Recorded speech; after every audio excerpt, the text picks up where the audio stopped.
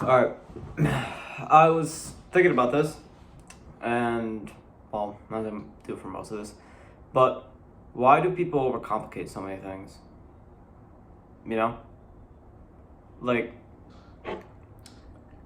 for me, I wonder what causes humans to always, like, almost like as an attempt to achieve the goal better, to do it in more sophisticated steps.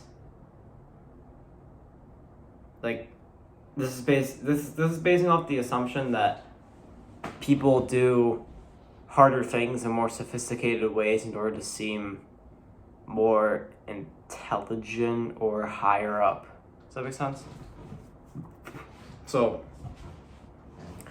I was thinking about this, and I'm just gonna state my perspective on it and then kind of see where I go with it. So,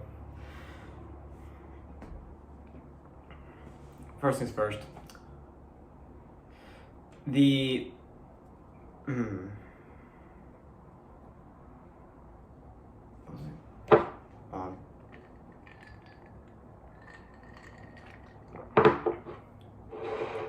Oh yeah.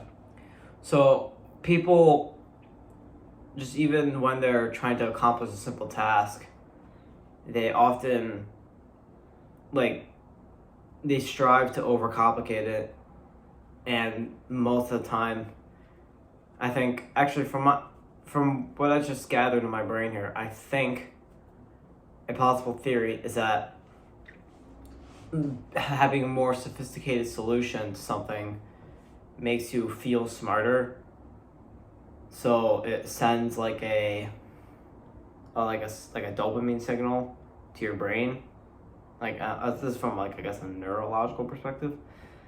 It sends like the signal to your brain, and then it creates the positive feedback loop that, oh, I'm doing something more complicated, which makes me smarter, which makes me feel good. Right? And I feel like that cycle gets dangerous though, because most people, even myself at some points, they uncontrollably keep the cycle going. And as they approach new problems, they believe that taking these simple issues that can be solved using logistically simple methods need to be overcomplicated and need to fit this cycle in order to actually have a solved problem, right?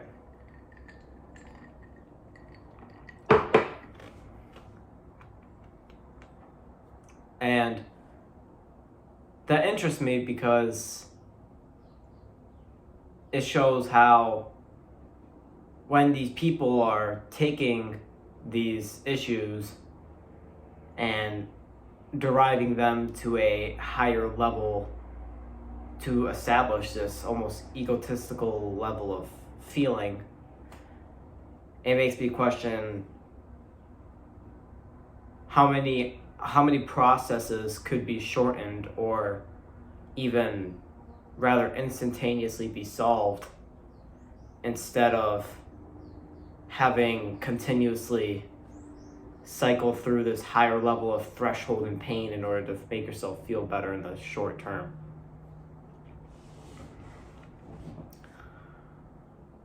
So with that, it's like, it's almost like, it reminds me of the idea of like a circadian rhythm, right? If you go to sleep at around the same time and you wake up around the same time, you set up a circadian rhythm where your brain will be able to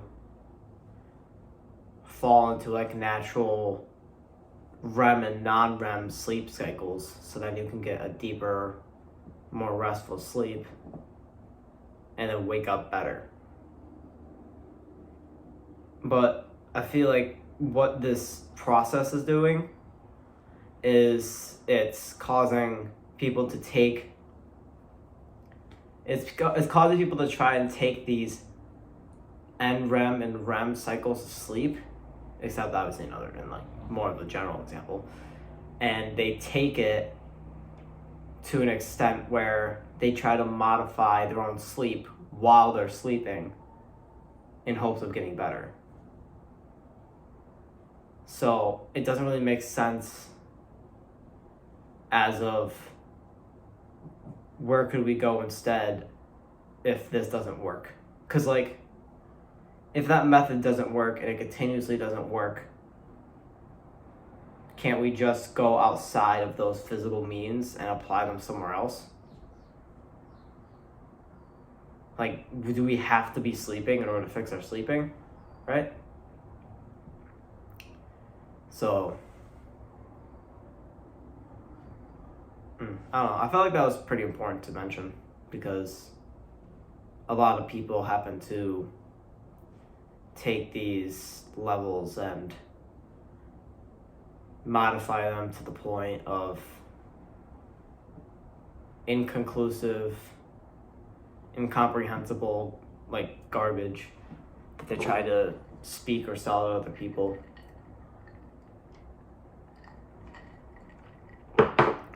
In return of hoping to gain some social validation or value that represents themselves properly, right? It's like the idea of like a perfect example that counteracts the idea of like trying to work on your sleep while sleeping is how people use other groups to identify themselves, since they believe that they themselves are not good enough or not quality enough. And they take the example of identifying with someone else in order to hopefully gain some arbitrary social value in the shortest and quickest way possible. And then you could ask the question, do we always have to stay outside of ourselves in order to improve our value? Or can we go in? Right. So it's this idea of going inside and outside of your normal being in order to attribute that to getting rid of a problem or a issue that is publicly or privately a part of your life. And I feel like that's a valuable skill that's being missed out too, since a lot of people are, like, from what I know, it's a lot of people are incapable. Like, people, like, I've heard people talk about getting anxiety from ordering, from, like, getting up to a place and ordering their food, like, talking to a cashier, essentially. And it puzzles me, because it's like,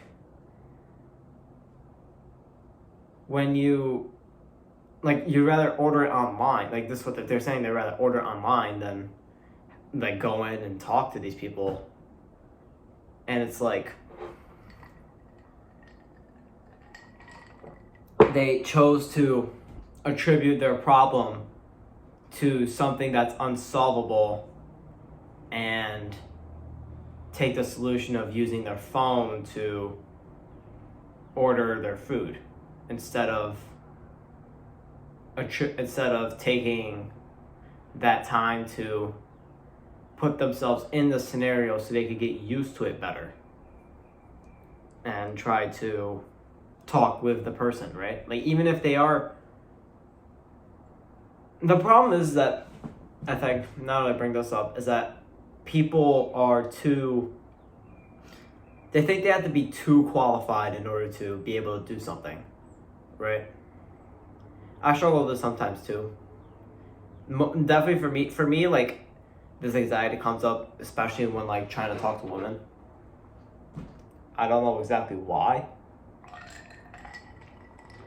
That's probably some deeper psychological level that I'll have to go into myself, but we take these anxieties or troughs of ourselves that we don't like, and we go away from them as our method of solution, which when you look at it from a third person perspective, it makes no sense. And to me, especially me, it just looks really idiotic. Like from my third person perspective. And so I think, I believe this world would be really different if we took these problems and we were able to see how we see our own problems in third person, but we were able to see them in the present and first person. If we were able to fix these little minor inconveniences on the spot, I feel like the major problems of this world would be different. Because, like, obviously I can't link being able to solve your social connections to, like, curing cancer or something. But is it too far of a stretch to say that if all 8 billion people on the planet decided that they are going to improve their social skills all at once, wouldn't that make everybody very, very good at being social? And then wouldn't that be able to carry on to the next generation? Instead of having all these isolated, anxiety-driven people that can't even order food by talking to the cashier. So,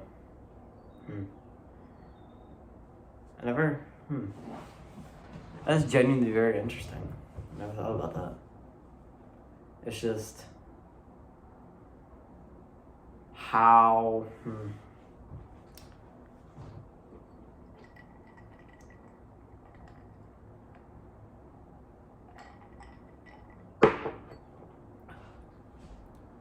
how they would do that, you know? It's just the logistics of how we live, I believe, is just too overcomplicated for us to actually thrive in. Yet we also have the same paradoxical belief that we have set our own, or these standards have been set in by others and we cannot change them. Right? Oh, well, social things change all the time, blah, blah, blah, especially right now. It's like, okay, yeah, fair enough. You make your point. But obviously you know that's not the point I'm making here. The point I'm making here is that you could solve your problems of social interaction. I could solve my problems of my social interactions. So instead of us awkwardly being neutral and competing for a higher status, why don't we instead tell each other how to get the higher status and put everyone in a friendly competition instead? If we did that, right? Going from a more historic example here. If the Mongols told everyone how to shoot with horses and bows, wouldn't we be able to shoot with horses and bows much better? Would it be like, oh, if you tap the horse on someone could figure out, oh, if you tap the horse on the left side of the rib cage, they're able to turn much quicker, right? And then you could get onto the nerd stuff of it, but it's like,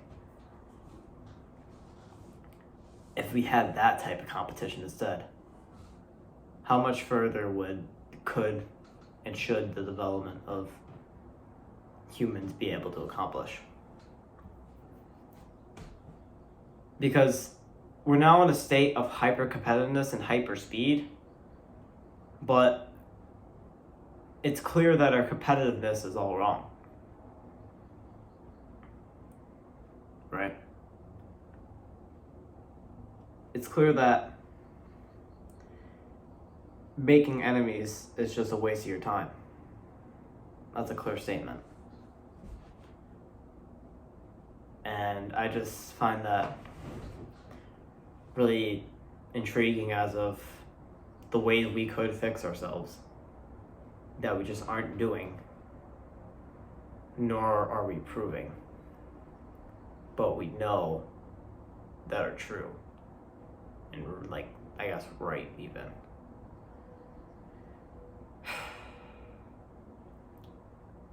I don't know. I think that's my thoughts on that. It's rather interesting to see that we're supposed to have some evidence that progress is going this way for good reasons, yet I don't see that evidence anywhere. So I guess a good call to action for ending this video would be to go ahead and take one problem of your life, explain it to others, and then wait for a response to see how to solve it. Try them out for yourself. Rank what worked for you the best and the worst. And rank if it worked at all, even if it's just a little. And then see how much further we could actually get.